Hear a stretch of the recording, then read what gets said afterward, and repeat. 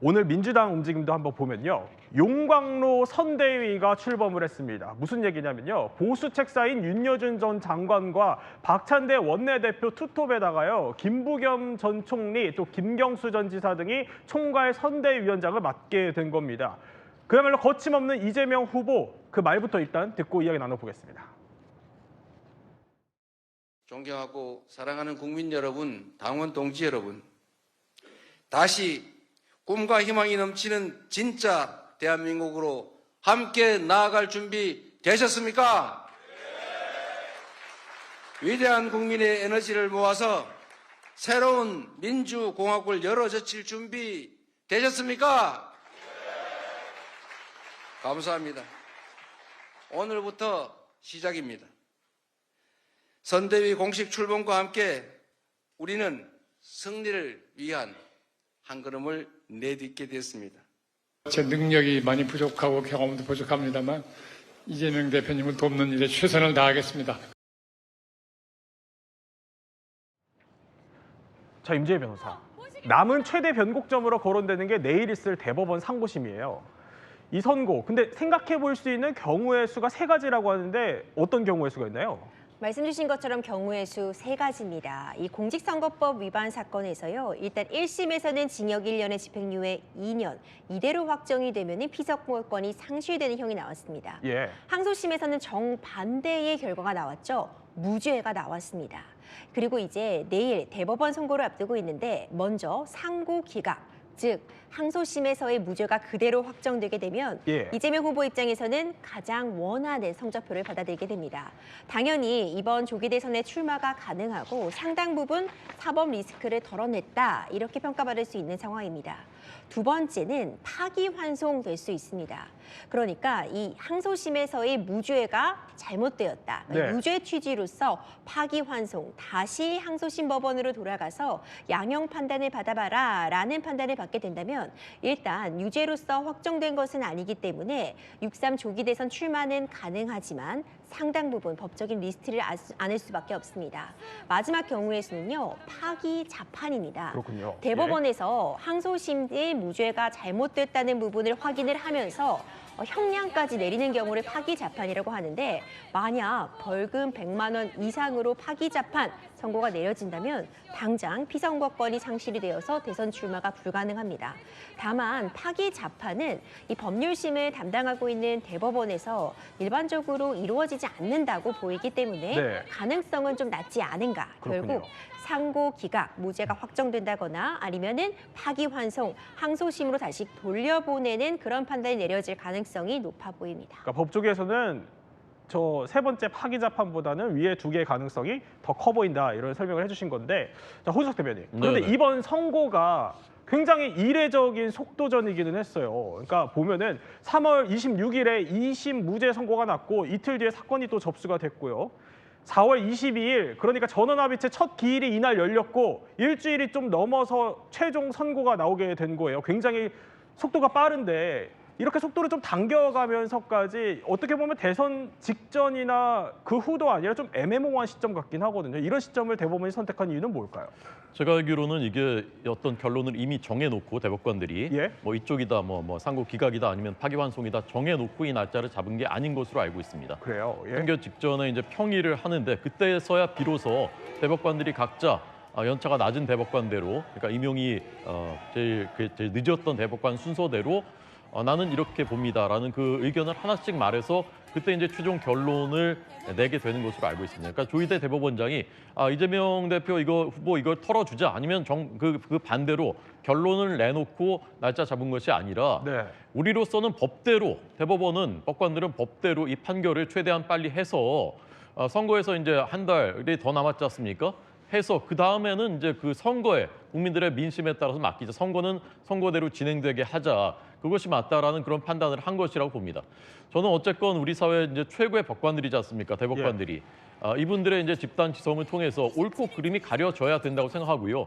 이 판결은 나중에 역사에서 봤을 때, 또는 우리 다음 세대들이 봤을 때 그게 대선에 어떤 영향을 미쳤느냐, 그 기준이 아니라 공직선거에 나온 사람이 거짓말을 그렇게 명백하고 뻔뻔한 거짓말을 공공연하게 해도 되는가 안 되는가, 그것을 처벌을 받았는가 안 받았는가 나중에 역사에서 봤을 때 부끄럽지 않은 그런 판결이 내려져야 된다고 생각합니다.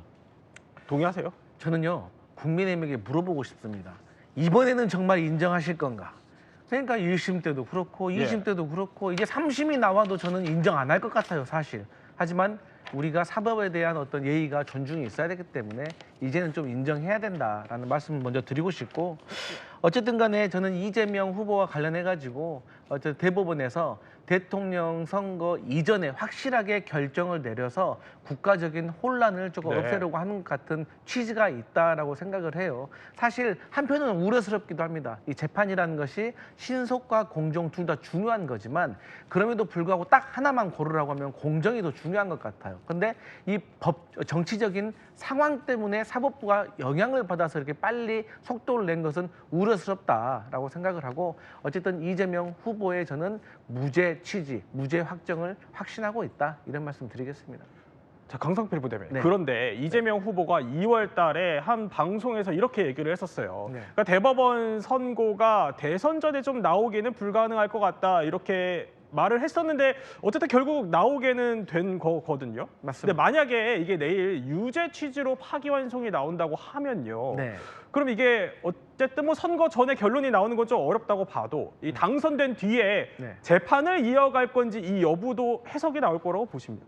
근데 저는 대법원에서 아마도 이재명 후보와 관련된 헌법 제84조 논란에 대해서는 확정을 짓지는 않을 것 같습니다. 그래요? 그 네. 이유는 뭐냐면, 만약 이재명 후보가 대통령 선거에서 당선된 당선인 신분이라고 하면 모르겠지만 어쨌든 지금은 예비 후보의 신분이잖아요. 그렇기 때문에 대법원에서 이 예비 후보가 당선될 거라는 가정하에 또 이런 판결을 내리는 것도 저는 과연 맞나, 이런 생각도 있고, 하지만 저는 국민적인 공감대가 우리가 헌법 84조에 대통령이 되었으면 소추하지 않는, 그러니까 외환과 내환의 죄가 아니면 소추하지 않는 이유가 안정적인 대통령의 직무를 보장함이기 때문에 당연히 재판도 중단되는 것이 맞다, 저는 그렇게 생각합니다. 법조계에 계신 임지혜 변호사 생각은 어떻습니까?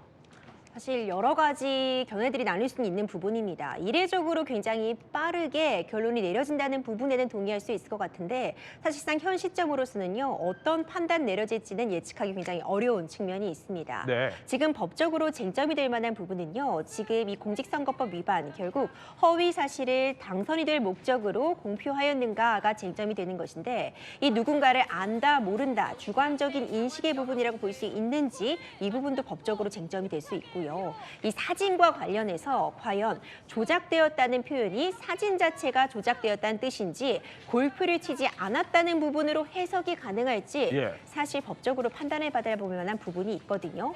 이 국토부에 협박이 있었다라는 표현 역시도 마찬가지입니다. 1심과 2심이 사실 정반대의 결론을 내렸습니다. 그만큼 어떤 재판의 판단을 받아볼 만한 부분이 충분히 있다고 여겨지기 때문에 대법원 판단 끝까지 기다려볼 필요 있어 보입니다.